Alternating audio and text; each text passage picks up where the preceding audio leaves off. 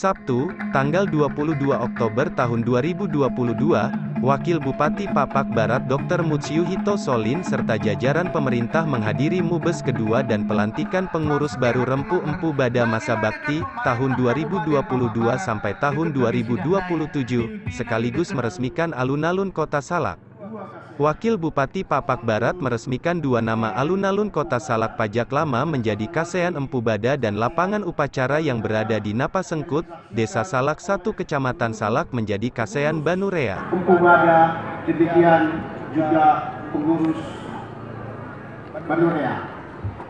Dengan demikian, resmilah dua Kasean ini menjadi nama Kasean Empu Bada dan Kasean Banurea.